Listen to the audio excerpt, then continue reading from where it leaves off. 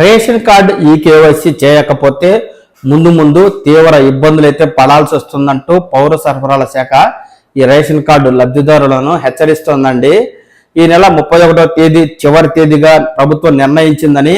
100% ఈ కేవైసీకి అధికారులకు ఇప్పుడే ఆదేశాలు వెళ్ళాయని,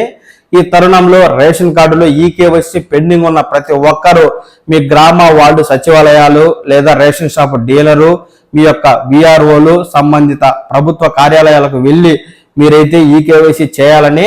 5 సంవత్సరాల లోపు చిన్నపిల్లల వరకు చేయకపోయినా 5 ఏళ్లు దాటిన వారు రేషన్ కార్డులో పేరుండి 5 ఏళ్లు దాటి వయసు ఉన్న ప్రతి ఒక్కరు పిల్లలు ఈ కేవైసీ చేయాలని, అలా చేయకుంటే ఏప్రిల్ 1వ తేదీ నుంచి రేషన్ కార్డులో పేరు తొలగింపుతో పాటుగా రేషన్ అయితే ఇవ్వడం ఆగిపోతుందంటూ మనకు అధికారులు తెలియజేస్తున్నారు. మళ్ళీ మీరు పిల్లల పేర్లు చేర్చుకోవాలంటే తీవ్రంగా ఇబ్బందులు అయితే ఎదుర్కోవాల్సి వస్తుందని, అలాంటి ఇబ్బందులను ఎదుర్కోకుండా ప్రభుత్వం ఇప్పటికే గ్రామ వార్డు సచివాలయాల్లో ప్రత్యేక ఆధార్ క్యాంపులు నిర్వహిస్తున్నందున పిల్లలకు ఆధార్ ఫింగర్ ప్రింట్లు అప్డేట్ చేసి మరి ఈ కేవైసీ పూర్తి చేసినట్లయితే పేరుతో పాటు వచ్చే నెల నుంచి మీరు రేషన్ కూడా తీసుకోగలుగుతారని, అలా చేయలేని పక్షంలో మీరు రేషన్ కోల్పోతారు, రేషన్ కార్డులో పిల్లల పేర్లు కూడా కోల్పోతారని తప్పనిసరిగా ఈ నెల 31వ తేదీలోపు రేషన్ కార్డుకు సంబంధించి ఈ కేవైసీ పూర్తి చేయాలి అంటూ మనకు పౌర సరఫరాల శాఖ అధికారులు చెప్తూ ఉన్నారు. ఒక్కో ఉమ్మడి జిల్లాల్లో 1,00,000 నుంచి 2 లక్షల వరకు పెద్దలు పిల్లలు ఈ కేవైసీ చేయకుండా ఇంకా పెండింగ్ లో ఉన్నారని,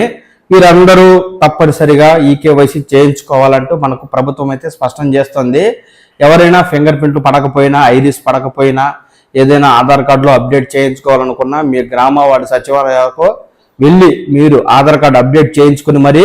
ఈ కేవైసీ చేయించుకునేందుకు ప్రభుత్వం 2 రకాల క్యాంపులను, ఒక విధంగా ఆధార్ ప్రత్యేక క్యాంపులు, మరోవైపు ఈ కేవైసీ ప్రత్యేక క్యాంపులు 2 ఒకేసారి నిర్వహిస్తూ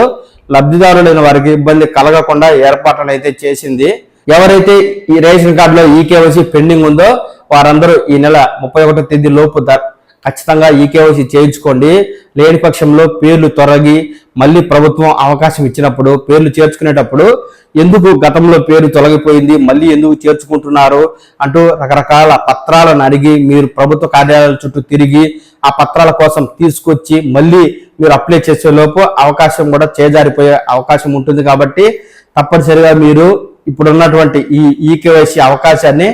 సద్వినియోగం చేసుకుని మళ్ళీ మీరు దరఖాస్తు చేసుకునేంత దూరం వెళ్లకుండా ముందు జాగ్రత్తలు అయితే పడండి.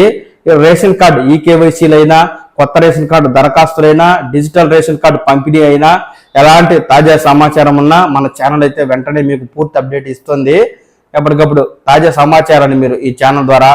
తెలుసుకుంటూ ఉండడం కోసం ఈ ఛానల్ని లైక్ చేసి సబ్స్క్రైబ్ చేసుకోండి.